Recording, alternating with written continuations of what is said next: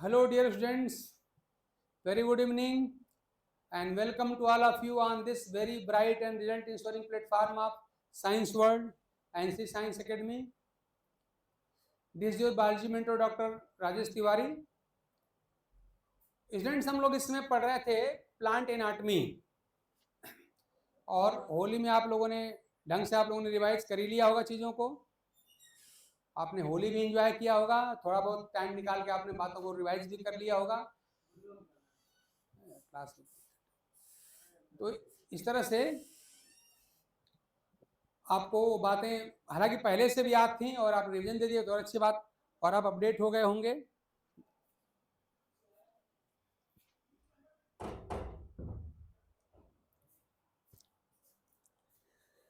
तो उसमें हम लोगों ने याद किए, हम लोगों ने वहां पे टिश्यू कंप्लीट कर लिए थे, जिसमें हम लोगों ने पढ़ा था पहले मेरिस्टेमेटिक टिश्यू पढ़ा था, उसके सब टाइप पढ़े थे.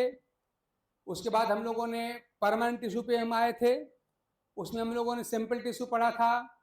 फिर हम लोगों ने वहां पे कंपाउंड टिश्यू की बात किया था, वेस्को टिश्यू हम लोगों ने वहां पे पढ़ा था. अब ये सब पढ़ने के बाद उसमें देखिए ग्लैंडुलर टिश्यू भी होता है, तो उसको भी हम लोग डिस्कस करेंगे.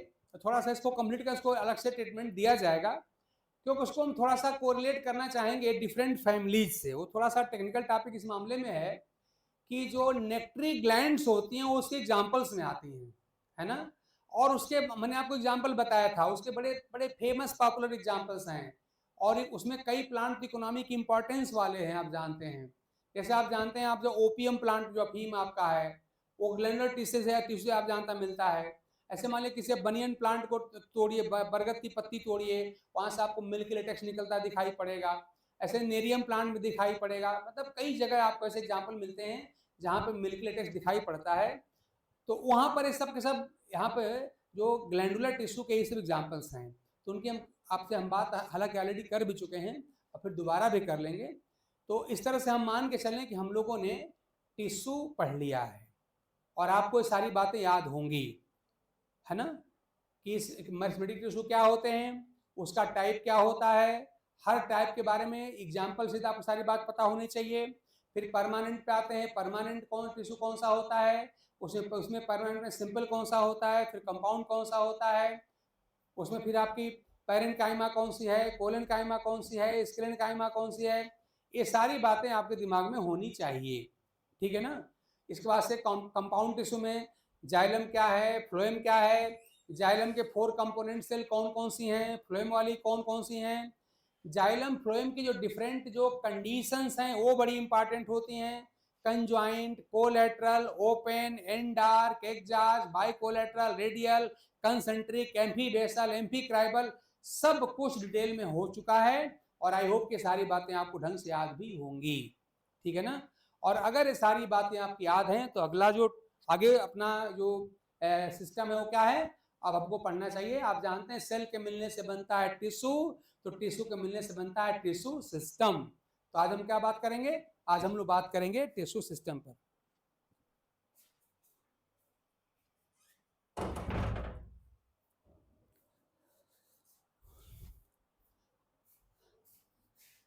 आज का टॉपिक हम लोगों का है टिश्यू सिस्टम. Tissue system. अब देखिए, अगर आपको थोड़ी सी बात याद हो एपिकल मेरिस्टेम की, तो एपिकल मेरिस्टेम के स्ट्रक्चर में अगर हम जाएं बड़े सिंपल ट्रीटमेंट के साथ, एपिकल मेरिस्टेम, तो उसके पास जाएंगे तो आप इसके स्ट्रक्चर में 3 चीजें मिलती हैं. एक मिलता है प्रोटोडर्म, इसके स्ट्रक्चर की बात आपसे कर रहे हैं. दूसरा कौन सा होता है आप जानते हैं, उसमें प्रोकैम्बियम.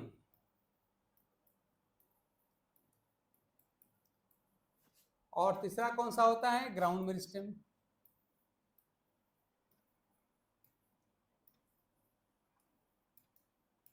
तो इस तरह से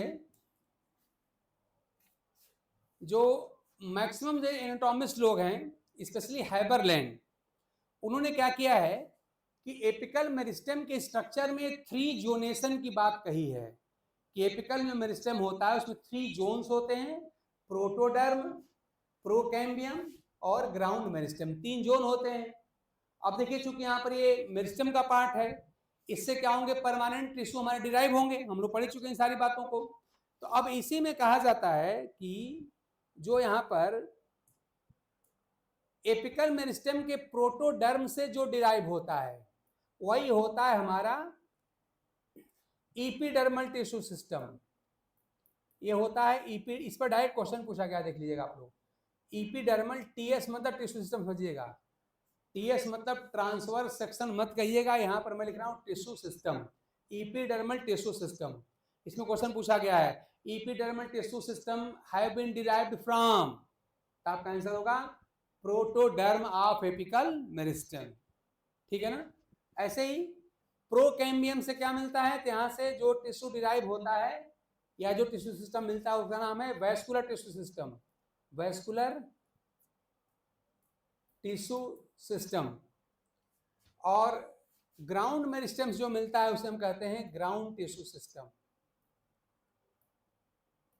तो पहले तो हमको ये बात याद कर लेना चाहिए कि हमारा जो एपिकल मेरिस्टेम है ना, उसमें जो हाइबरलैंड जो है, हाइबरलैंड है, सैक हैं, इन लोगों ने 3 जोनेशन की बात करी है, एक प्रोटोडर्म, एक प्रोकैम्बियम और एक ग्राउंड मेरिस्टेम।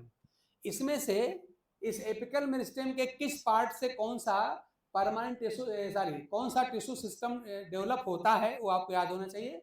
तो प्रोटोडर्म से डेवलप होता है एपिडर्मल टिश्यू सिस्टम, प्रोकैम्बियम से वैस्कुलर टिश्यू सिस्टम मतलब जाइलम फ्लोएम, और ग्राउंड में डेवलप होता है ग्राउंड टिश्यू सिस्टम, ये डेवलप होता है।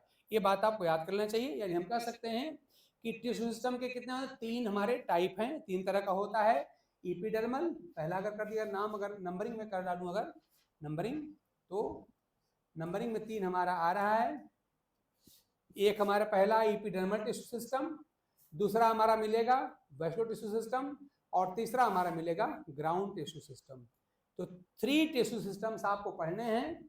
अब देखिए भाई, इन 3 टिश्यू सिस्टम को पढ़ने का जो एक कॉम्पिटिटिव जो अप्रोच है वो ये है, जैसे मान लीजिए अब आप पहला पढ़ना शुरू किए एपिडर्मल टिश्यू सिस्टम, तो एपिडर्मल टिश्यू सिस्टम में कौन कौन सी स्ट्रक्चर्स आती हैं, ध्यान दीजिएगा, ये देखना पड़ेगा। उन हर स्ट्रक्चर्स के क्या क्या इंडिविजुअल फंक्शंस होते हैं, क्या क्या वेरिएशंस होते हैं, और डिफरेंट इन्वायरमेंटल कंडीशन में उनमें क्या क्या कौन कौन से मॉडिफिकेशंस एंड एडाप्टेशंस होते हैं, ये सारी बात आपको डिस्कस करना पड़ेगा। मतलब इसका होलिस्टिक अप्रोच है, ये नहीं कि आपने क्या किया कि अभी थोड़ा सा पढ़ लिया फिर कह रहे हैं कि जब हम इकोलॉजी पढ़ेंगे तो जीरो फाइट में होने वाला मॉडिफिकेशन पढ़ेंगे, नहीं, यही खत्म करिए। यानी इपिडर्मिस जो होती है जीरो फाइट कैसी होती है यहीं पे खत्म करिए, हाइड्रोफाइट कैसी होती है यही कंप्लीट करिए, रूट में कैसी होती है, लीफ में कैसा होता है, स्टेम में कैसा होता है, डाइकाट में कैसा होता है, मोनोकाट में कैसा होता है, सारा यहीं पे खत्म करिए। मतलब इपिडर्मल टिश्यू सिस्टम पढ़ते समय आपका इपिडर्मिस का स्ट्रक्चर कैसा होता है, क्यूटिकल कहाँ पे थिन होती है, कहाँ पे थिक होती है, कहाँ क्यूटिकल नहीं होती, कहाँ क्यूटिकल होती है, कहाँ पर एपिडर्मल आउटग्रोथ्स होते हैं, क्या कहाँ पे ट्राइकोम्स होते हैं, कहाँ पे स्पाइंस होते हैं, कहाँ पे स्टोमेटा होता है, कहाँ पे स्टोमेटा नहीं होता है, कहाँ पे स्टोमेटा जो होते हैं अपर एपिडर्मिस पे ज्यादा होते हैं, कहाँ पे लोअर, मतलब सारी कहानी यही खत्म करना है, ठीक है ना। तो एक बात जरा मेरी बात समझिए जरा ढंग से आप लोग, अगर इन तीनों टिश्यू सिस्टम की आप बात करेंगे तो जो ज्यादा जो डाइवर्सिटी मिलती है, जो मोनोकाट, डाइकाट और रूट और स्टेम में या लीफ में जो बहुत ज्यादा वेरिएशन दिखता है वो 2 जगह दिखता है, कहां पर, यानी 2 पे आप ज्यादा बात करनी पड़ेगी। एक बात करनी पड़ेगी आपको इपिडर्मल पे, और एक बात करनी पड़ेगी आपको वैस्कुलर पे, ठीक है ना। वैस्कुलर का डिटेल में आपको ऑलरेडी बता चुका हूं, अगर आपको याद हो तो हम डिटेल में डिस्कशन कर चुके हैं कि मोनोकाट में वैस्कुलर बंडल के मोनो स्टेम में कैसा होता है, रूट में कैसा होता है, मोनोकाट स्टेम में कैसा होता है, डाइकाट स्टेम में कैसा होता है, मोनोकाट रूट में कैसा होता है, और डाइकाट में कैसा, सारी बात आपसे हम डिस्कशन कर चुके हैं।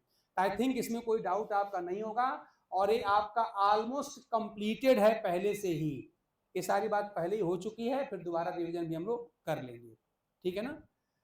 इपिडर्मल टिश्यू सिस्टम हमारा बहुत क्वेश्चन देता है, होता बड़ा इजी सा है, थोड़ा सा पढ़ने का तरीका बदलना पड़ेगा, आपको होलिस्टिक अप्रोच अपनानी पड़ेगी। मतलब एनाटॉमी के साथ साथ इसको हमको इकोलॉजी से कोरिलेट करके देखना पड़ेगा, तो हमारा ये होलिस्टिक अप्रोच जो होगा हमारे काम का होगा, ये हमको बाकी लोगों से थोड़ा आगे करेगा, डिफरेंशिएट करेगा। और उसके बाद से ग्राउंड मेरिस्टेम की बात हो जाएगी। इसमें आप जानते हैं जो डिफरेंट लेयर्स होती हैं, मतलब एपिडर्मिस और वेस्कुलर टिश्यू के अलावा जो होता है वही आपका होता है ग्राउंड टिश्यू सिस्टम होता है, उसकी लेयर्स होती हैं। तो ग्राउंड टिश्यू सिस्टम में कौन कौन सी लेयर शामिल होती है आपको पता होना चाहिए, ठीक है ना। तो आप क्या करेंगे कि मान लिया अगर हम करें डाउन डाइकाट स्टेम की हम आपसे बात कर लें, मान लिया हम बात करें डाइकाट स्टेम की, तो हम यही ना आपसे कहेंगे कि सबसे बाहर क्या होता है आपका एपिडर्मिस होता है मान लीजिए, फिर आपका हाइपोडर्मिस हो गया, फिर जनरल कार्टेक्स हो गया, फिर एंडोडर्मिस हो गई, फिर पेरिसाइकिल हो गई, है ना। इसके बाद से आप जानते हैं वेस्कुलर बंडल जो होते हैं सर रिंग में अरेंज होते हैं, यही बोलते हैं हम बोलते हैं ना लोग, इस तरह से वेस्कुलर बंडल्स होते हैं। यहाँ पर आप जानते हैं conjoint, collateral, open and dark, सारी कहानी हो चुकी है ध्यान दिए। और ये आपका पिथ होता है, ये पिथ आपका हो गया, अरे सब पिथरे होते हैं ना, याद करिए सब पिथरे होते हैं। ये सब हम लोग पढ़ने वाले हैं ना, आगे चल के सब पढ़ेंगे, पढ़ा जाएगा, हो गई सारी कहानी खत्म। तो अब देखिए इसमें है क्या चीज, सबसे आसान तरीका है कि आप एक डाइकाट स्टेम का टीएस का, भाई स्लाइड हम देखने की बात नहीं करेंगे, जाओ स्लाइड देखो लैब में, आप अपनी बुक में फिगर खोलिए, ठीक, उसकी लेयर देखिए, ये कौन सी लेयर है, एपिडर्मिस है, एपिडर्मिस होगी। इसके नीचे क्या होगी आपकी हाइपोडर्मिस, ये कौन सा हो जाएगा आपका जनरल कार्टेक्स हो जाएगा, ये हो जाएगा एंडोडर्मिस, ये कौन सी है पेरिसाइकिल, यही है ना पेरिसाइकिल, ये क्या है आपके वेस्कुलर बंडल्स हैं, ये पिथ लिखा ही और ये सब पिथरे हैं। तो इसका मतलब ये हुआ कि जो हम 3 टिश्यू सिस्टम की बात आपसे इस समय कर रहे हैं, उसमें ये एपिडर्मिस और एपिडर्मिस से जुड़ी सारी स्ट्रक्चर, इसमें क्यूटिकल आएगी, इसमें स्टोमेटा आपका आएगा, यहीं पर सारी बाकी सारी बातें आएंगी, है ना। तो ये सब मिलके क्या बनाएंगे, ये सब बनाएंगे एपिडर्मल टिश्यू सिस्टम। हम एक लाइन में क्या कर सकते हैं कि epidermis and all the associated structure constitute the epidermal tissue system. तो यहाँ से आपका ये मिल जाएगा। और उसके बाद जानते हैं आपका ये वेस्कुलर बंडल आपका हो गया, ये बना लेगा आपका वेस्कुलर टिश्यू सिस्टम, और एपिडर्मल टिश्यू सिस्टम आपका ये हो गया, वेस्कुलर आपका दूसरा हो गया। इसके अलावा जो बच गए वो सारे के सारे क्या हैं, सब के सब ग्राउंड टिश्यू सिस्टम के पार्ट हो जाएंगे, ठीक है ना। अब ग्राउंड टिश्यू सिस्टम में कौन कौन सी लेयर शामिल होती हैं, अलग से रखने की क्या जरूरत है भाई, आप क्या करो, सिंपल सी बात है, एपिडर्मिस को निकाल दीजिए और बाकी स्ट्रक्चर जो जुड़ी होती हैं जैसे स्टोमेटा हो गया, क्यूटिकल हो गई, ट्राइकोम्स हो गया, एपिडर्मल हेयर्स सब निकाल दीजिए, एपिडर्मल का पार्ट हो जाएगा। वेस्कुलर बंडल्स आपके वेस्कुलर सिस्टम का पार्ट हो जाएंगे। अब इन दोनों को छोड़ने के बाद जितनी भी लेयर बच गई वो सब के सब कहां पर होंगी, वो सब के सब कहां हो जाएंगी, ग्राउंड टिश्यू सिस्टम का पार्ट हो जाएंगी। मतलब कि hypodermis, general cortex, endodermis, pericycle, pith और पिथरे, ये सब के सब किसके पार्ट हो जाएंगे, ये सब के सब पार्ट हो जाएंगे आपके ग्राउंड टिश्यू सिस्टम के पार्ट हो जाएंगे, ठीक है ना। एक बात थोड़ा सा आपको यहाँ पर वेरिएशन मिलेगा, कुछ लोग जो हमारे जो वर्कर्स हैं, वर्कर का मतलब यहाँ होता है साइंटिस्ट, कुछ लोगों ने कहा है कि जो स्टील वर्ड याद रखिए, स्टील में क्या होता है, स्टील का मतलब होता है vascular bundle surrounded by pericycle, है ना, vascular bundle surrounded by pericycle, तो इसको स्टील कहते हैं।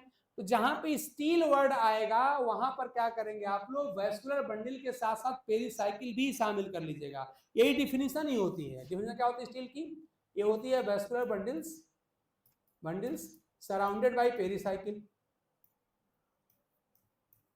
Surrounded by pericycle.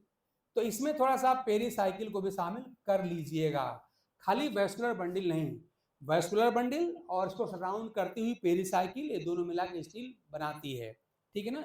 जब स्टील वर्ड आएगा थोड़ी सी बात बदल जाएगी, और जब हम ध्यान दीजिएगा, या तो इसी समय किसी दिन कोई टाइम निकाल के, और नहीं तो हम लोग क्या करेंगे, जब हम टेरिडोफाइट्स पढ़ेंगे तो वहाँ का स्टीलर सिस्टम बड़ा ही ब्रॉड है, बड़ा ही इंपॉर्टेंट है, क्वेश्चन वहां से आता है, वहां पर देखा जाएगा प्रोटो स्टील क्या होता है, साइफोनो स्टील क्या होता है, डिक्टियो स्टील क्या होता है, सोलनो स्टील क्या, सब डिफरेंट टाइप की स्टील देखा जाएगा। तो प्रेजेंट टाइम में हम खाली स्टील वर्ड की आपसे बात कर रहे हैं, और वो क्या है, इसमें खाली वैस्कुलर बंडल नहीं है, वैस्कुलर बंडल अब प्लस और क्या है, सराउंडिंग पेरिसाइकिल। ये वैस्कुलर बंडल और ये सराउंड करती हुई पेरिसाइकिल दोनों यहाँ पे शामिल हो जाते हैं, ठीक है ना। तो इतनी सी बात आप जोड़ लीजिएगा।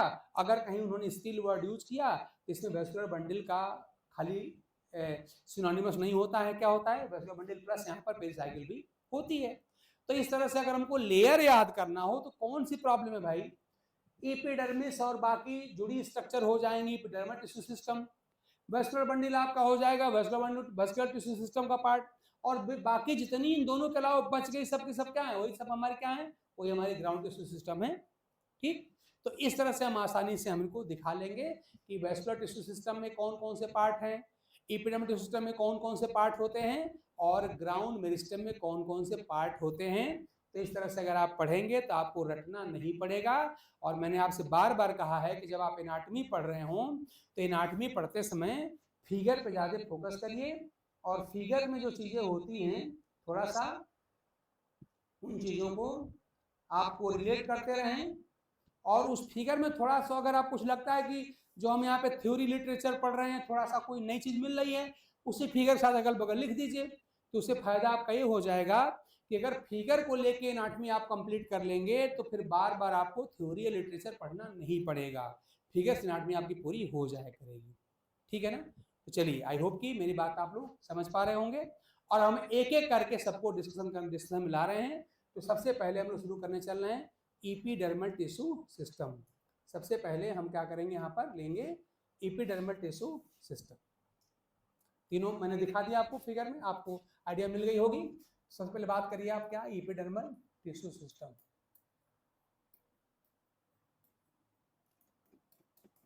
Epidermal tissue system,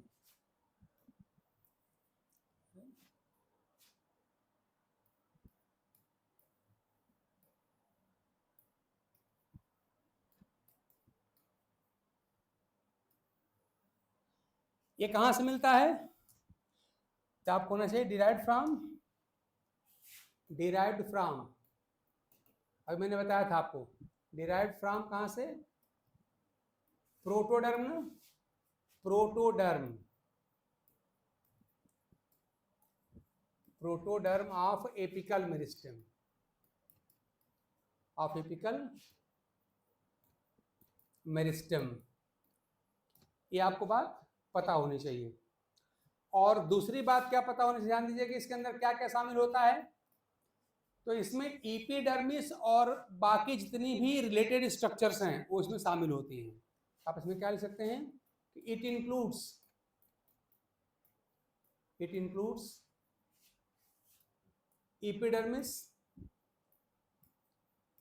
epidermis and all the other associated structures,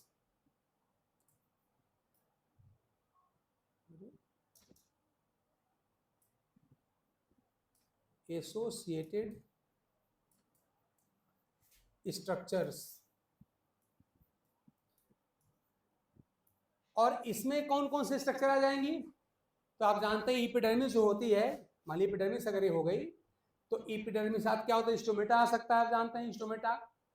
अब देखना पड़ेगा कि अब देखिए, अब एपिडर्मिस जब हम लोग पढ़ेंगे तो पूरे के पूरे ध्यान दीजिएगा, कोशिश तो आप ये करिए कि कम से कम एंजियोस्पर्म की ही अगर हम बात आपसे करें तो एंजियोस्पर्म में, रूट में, स्टेम में, लीफ में, है ना। हम कह रहे फ्लावर, फ्रूट, सीड भी सोच डालिए कि कहाँ कहाँ एपिडर्मिस में स्टोमेटा होता है, कहाँ कहाँ पे स्टोमेटा नहीं होता है, ठीक है ना, ये ध्यान देना पड़ेगा। ऐसे क्यूटिकल की बात करनी है तो कहाँ पर क्यूटिकल होगी, कहाँ पर क्यूटिकल नहीं होगी, क्यूटिकल कहाँ की थिन होती है, कहाँ की थिक होती है, देखना पड़ेगा, ठीक है ना। मतलब कि ऐसे ही मान लीजिए हम कहीं यहाँ पर एपिडर्मल, यहाँ पे आप जानते हैं आउटग्रोथ निकलती हैं, एपिडर्मल हेयर्स होते हैं, एपिडर्मल ट्राइकोम्स होते हैं, आप जानते हैं एपिडर्मल स्पाइंस होते हैं। तो एपिडर्मिस से जुड़ी जितनी भी स्ट्रक्चर हैं वो सारी स्ट्रक्चर, जैसे cuticle, stomata, epidermal hairs, epidermal other outgrowth like trichomes and spines, ठीक है ना। इस सब के सब जो होते हैं ये हमारे इसी टिश्यू सिस्टम में आ जाएंगे। यानी यहाँ पे कैसे मिट जा रहा है, इट इंक्लूड्स, ध्यान देना इस बात का। तो अब क्या करना है कि इपिडर्मल टिश्यू सिस्टम का मतलब इपिडर्मिस नहीं होता, ध्यान दीजिएगा, इपिडर्मिस प्लस कुछ और होता है ना, डिराइव्ड फ्रॉम, अरे मिट कैसे जा रहा है, डिराइव्ड फ्रॉम क्या लिखा था, प्रोटोडर्म लिखा था यहाँ पर ना, protoderm of apical meristem, apical meristem. तो इसमें क्या हो जाएगा आपका इपिडर्मिस अब प्लस साथ में लगी सारी स्ट्रक्चर, उनके नाम मैं बता रहा हूं, क्या, स्टोमेटा, ठीक, क्यूटिकल और एपिडर्मल हेयर्स, एपिडर्मल आउटग्रोथ सब शामिल इसके अंदर हो जाएंगे। हाँ, ये सारी स्ट्रक्चर हर चीज में नहीं होती, पता नहीं क्या आपने कहा दिया कि स्टोमेटा, तो स्टोमेटा आप जानते हैं रूट में नहीं होता है, स्टेम में आप जानते होता है, स्टेम में आप जानते हैं मीजोफाइट में होता है, हाइड्रोफाइट में नहीं होता है। तो सारे वेरिएशन एक एक करके आपको डिस्कस करने चाहिए, और इस तरह से अगर इस तरह से आप एपिडर्मिस को पढ़ लेते हैं तो अब आप अपने किसी साल का टीजीटी का हो, पीजीटी का हो, दोनों का हो, एलटीजीआईसी का हो, असिस्टेंट प्रोफेसर का हो, कहीं का ले क्वेश्चन देख लीजिए, आपको यहाँ से क्वेश्चन आपको हर साल मिल जाता है। लेकिन खाली ट्रेडिशनल अंदाज में पढ़े जा रहे हैं, it constitutes the outermost productive layer of the stem root and leaf, इससे काम नहीं चलेगा भाई। इसमें क्या क्या वेरिएशंस हैं, मोनोकाट और डाइकाट में क्या अंतर है, डाई रूट और स्टेम में क्या डिफरेंस होता है, ये हमको देखना पड़ेगा। जीरोफाइट की एपिडर्मिस और मीजोफाइट में क्या डिफरेंस होता है, ये देखना पड़ेगा। इस तरह से अगर हम इसको पढ़ते हैं तो आपको नजर आएगा कि हाँ ये हमको क्वेश्चन देगा, और ऐसे क्वेश्चन हमको मिलते हैं वहां पे, ठीक है ना। तो इसको कहते हैं होलिस्टिक अप्रोच, और मेरा आप लोगों से यही आग्रह, यही हमारी एक्सपर्ट एडवाइस है कि आप अपने सब्जेक्ट को ऐसे पढ़ना शुरू करें। देखिए, लेयर बाय लेयर पढ़ने का जो तरीका होता है, ठीक है, बुक्स में ऐसे ही लिखा है, लेकिन यार वो क्लास 9th के बच्चों के लिए है, वो क्लास 11th के बच्चों के लिए है। आप लोग जो बीएससी एमएससी करके बैठे हैं उनके लिए नहीं है, उनके लिए तो भाई जो मैं बता रहा हूँ यही तरीका है, ठीक है ना। ठीक है, एक बार अपने बुक इस पैटर्न में पढ़ लीजिए, हम मना नहीं कर रहे हैं, लेकिन उस तरह से पढ़ने के बाद थोड़ा सा आपको इस होलिस्टिक अप्रोच को अडॉप्ट करना पड़ेगा, तब आप क्वेश्चन पाएंगे, तब आप कहेंगे हम बाकी लोगों से अच्छे क्वेश्चन करके आ रहे हैं, और तब आपको लगेगा कि कुछ ही लाइन के नोट में पूरा का पूरा हमारा सिस्टम यहाँ पे आ गया। नहीं तो लाइन लाइन भरते चले जाइए और चिट्ठी पढ़ते जाइए, कुछ मिले मिलेगा नहीं, ठीक है ना। तो थोड़ा सा आप लोग पढ़े लिखे लोग हैं, बार बार मैं आप लोगों को हनुमान जी के मैं आप लोगों को बल आप लोग याद दिलाता हूँ कि आप हाईली क्वालिफाइड पर्सन आप लोग हैं, हाईली हाईली आप लोग एजुकेटेड पर्सन हैं, आपका थोड़ा तरीका दूसरा होना चाहिए, ठीक है ना। चलिए हम आपसे यहाँ बात करना शुरू करते हैं आगे इस पर, और थोड़ा सा बात करें, बाकी अगले क्लास में बात करेंगे, क्योंकि अभी होली का लग रहा है कि आप लोगों के पास टाइम कम मिल पा रहा है अभी, अब आप लोग एक आध दिन में जुड़ जाएंगे तो आगे और बात किया जाएगा। तो देखिए इसमें क्या करना है, एपिडर्मिस मान लिया आपने कहा दिया एपिडर्मिस यहाँ पर हो गई, तो एपिडर्मिस में याद रखिएगा कि जो एपिडर्मिस के सेल्स जो होती हैं, ये सेल्स वास्तव में लिविंग सेल्स होती हैं, ध्यान दीजिएगा, ये लिविंग सेल्स होती हैं, लिविंग सेल्स होती हैं। ये पैरेनकाइमा सेल्स की मॉडिफिकेशन होती है, ध्यान दीजिएगा, या आप कह सकते हैं मॉडिफाइड पैरेनकाइमा सेल्स होती हैं, मॉडिफाइड पैरेनकाइमा सेल्स ही होती हैं। लेकिन जरा स्वरूप के एक मिनट सोचिए, आप कह रहे हैं मॉडिफाइड पैरेनकाइमा सेल्स हैं, तो पैरेनकाइमा सेल्स का तो हमने कैरेक्टर पढ़ा था कि पैरेनकाइमा सेल्स में इंटरसेलुलर स्पेस पाया जाता है, और याद रखिए एपिडर्मल जो सेल्स होती हैं उनमें इंटरसेलुलर स्पेस नहीं पाया जाता, यानी ये मॉडिफाइड इसी मामले में मॉडिफाइड है। और एक और मामला है, वो मामला ये है कि जब आप पैरेनकाइमा सेल की बात करते हैं, देखिए भाई थोड़ा सा मैंने अपना एक्सक्लूसिव जो अप्रोच मैं उसको अब ले रहा हूँ, ध्यान दीजिएगा इस बात का। पैरेनकाइमा सेल को आप क्या बोलते हैं कि क्या होती हैं, आइसोडायमेट्रिक होती हैं, लेकिन जब आप एपिडर्मिस सेल की बात करते कैसे होते हैं, आप कहें ये समवॉट इलांगेटेड या ट्यूब लाइक सेल्स होती है, ऐसे बोलेंगे आप, ऐसे ये कुछ ट्यूब लाइक ऐसे सेल्स होती हैं। तो अब जरा बताइए कि पैरेनकाइमा सेल का exclusive and most common structure कैसा, शेप कैसा होता है, आइसोडायमेट्रिक हो, याद करिए। पैरेनकाइमा सेल जो टिपिकल पैरेनकाइमा सेल होती है उनका कैसा होता है आइसोडायमेट्रिक। इन्हें क्या कह रहे हैं, ट्यूबुलर सेल्स हैं, इलांगेटेड सेल्स हैं, हो गया मॉडिफिकेशन। फिर पैरेन्काइमा सेल का कैरेक्टरिस्टिक फीचर आप क्या बताते हैं कि वहां पे इंटरसेलुलर स्पेस पाए जाते हैं, और यहाँ पे क्या कह रहे हैं कि नहीं पाए जाते हैं, ठीक है ना। तो इसलिए मैं क्या करूँ, क्या ये मॉडिफाइड पैरेन्काइमा सेल्स हैं, ठीक है ना, ध्यान दीजिएगा। तो पहले आपने कहा कि लिविंग होती हैं, और इसको थोड़ा सा ये पॉइंट ऑफ डिस्कशन है, इसको आप याद रखिएगा कि पैरेन्काइमा सेल्स ही मॉडिफाइड हैं, लेकिन किस किस मामले में मॉडिफाइड है। मैंने दो मामला बताया आपको, दो पॉइंट बताया मैंने आपको कि पैरेन्काइमा सेल का जो एक टिपिकल शेप होता है आइसोडायमेट्रिक, जबकि ये कैसी होती है, ट्यूबुलर, यानी इनकी जो शेप कैसी होती है, अगर मैं शेप लिखना चाहूँ तो शेप में कैसा लिखूंगा, मोस्टली जो होते हैं ट्यूबुलर सेल्स होती हैं, ट्यूबुलर सेल्स होती हैं, ठीक है ना। और उसके बाद से पैरेन्काइमा सेल में आप कहते हैं कि इंटरसेलुलर स्पेस जो होते हैं प्रेजेंट होते हैं, और यहाँ पर हम कह रहे हैं, ये बहुत इंपॉर्टेंट पॉइंट यहाँ का है एपिडर्मिस का, कि इंटरसेलुलर स्पेसेस आर एब्सेंट, याद रखिएगा, इंटरसेलुलर स्पेस यहाँ पे नहीं पाए जाते। इंटरसेलुलर एससी है, ध्यान दीजिएगा, इंटरसेलुलर स्पेसेस यहाँ पे क्या है, एब्सेंट हैं, एब्सेंट है। हाँ, कुछ फ्लावर्स में देखा गया है, कुछ फ्लावर्स में इंटरसेलुलर स्पेस पाया जाता है, खैर वो एक्सेप्शनल चीज है, जनरल में नहीं, ठीक है ना। एक बात याद रखना है, यानी सेल कैसी होती है, ध्यान दीजिएगा। तो एपिडर्मल जो टिश्यू सिस्टम है उसकी सेल्स कैसी होती हैं, पहले बात आपने क्या कहा कि सेल जो होती है वो लिविंग होती है, सेल जो होती है यहाँ पे लिविंग सेल्स होती हैं, और ये मॉडिफाइड पैरेन्काइमा सेल्स होती हैं। लेकिन पैरेन्काइमा सेल्स के तुलना में क्या मॉडिफिकेशन है मैंने बता दिया, इनकी शेप कैसी होती है, ट्यूबुलर होती हैं, और यहाँ पर इंटरसेलुलर स्पेस नहीं पाया जाता, ठीक है ना। अच्छा, और बात सुनिए क्या है, और बात यह है कि इनमें ये जो ये सेल्स होती हैं, इनमें क्लोरोप्लास्ट पाया जाता है और नहीं भी पाया जाता है। तो अब देखना पड़ेगा कहां पर पाया जाए, कहां नहीं पाया जाएगा। तो रूट सेल्स में नहीं पाया जाता, स्टेम सेल्स में जनरली पाया जाता है, ठीक है ना, लीफ सेल्स में पाया जाता है, ठीक। अच्छा, क्लोरोप्लास्ट ही कहना ठीक नहीं है, प्लास्टिड वर्ड हम यूज कर रहे हैं, प्लास्टिड से यहाँ पे प्रेजेंट होते हैं, और अधिकांश केस में जो होते हैं इसमें जो प्लास्टिड्स होते हैं वो ल्यूकोप्लास्ट होते हैं, ध्यान दीजिए। अगली बात मैं कहूं यहाँ पर आपसे क्या, कि प्लास्टिड्स यहाँ पे क्या होते हैं, प्रेजेंट होते हैं, प्रेजेंट होते हैं। मेजॉरिटी ऑफ केसेस में क्या होते हैं, मेजॉरिटी केसेस में क्या होते हैं, ल्यूकोप्लास्ट होते हैं, ल्यूकोप्लास्ट होते हैं। लेकिन लीफ में ध्यान दीजिएगा, लीफ एपिडर्मिस, याद रखिए, एपिडर्मिस ऑफ जीरोफिटिक स्टेम,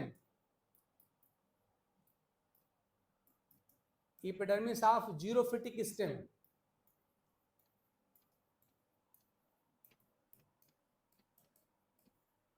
यहां क्या होते हैं, यहाँ क्लोरोप्लास्ट होते हैं, यहाँ पे क्लोरोप्लास्ट होते हैं, ठीक।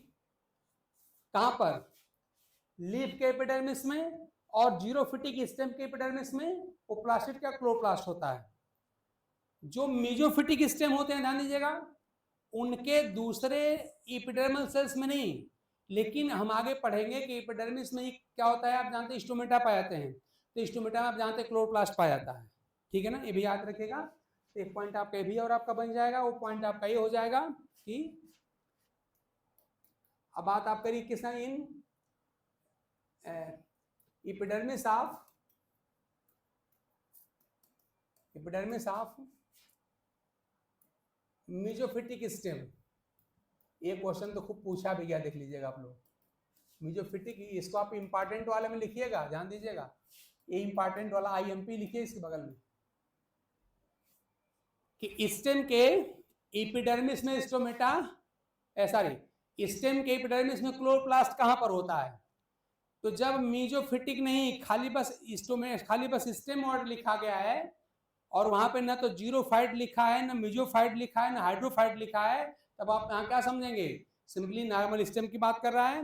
और उस केस में क्या होता है आप जानते हैं, स्टोमेटा के अंदर आप जानते हैं क्लोरोप्लास्ट पाया जाता है। तो स्टोमेटा भी आप जानते हैं क्या होते हैं, वो भी तो मॉडिफाइड एपिडर्मल सेल्स ही होती हैं, जान दीजिएगा इस बात का। तो एपिडर्मिस ऑफ मेसोफिटिक स्टेम, या मान लीजिए मेसोफिटिक ना खाली बस सिस्टम लिखा हो, ठीक है ना, ध्यान दीजिएगा, कंटेन्स क्या, क्लोरोप्लास्ट। यहां क्लोरोप्लास्ट कहां पाया जाता है, इन स्टोमेटा, स्टोमेटा में पाया जाता है। याद रखिए स्टोमेटा भी क्या होते हैं, स्टोमेटा भी मॉडिफाइड एपिडर्मल सेल से ही होती हैं, स्टोमेटा भी मॉडिफाइड एपिडर्मल सेल से ही होती हैं, ठीक है ना। ध्यान दीजिएगा, रूट के एपिडर्मिस में याद रखिए, रूट के एपिडर्मिस में प्लास्टिड या तो होंगे नहीं, और होंगे भी तो कौन से होंगे, ल्यूकोप्लास्ट होंगे, जो फूड को स्टोर करने के लिए कभी कभी डेवलप हो जाते हैं, ये बात ध्यान दीजिएगा आप लोग।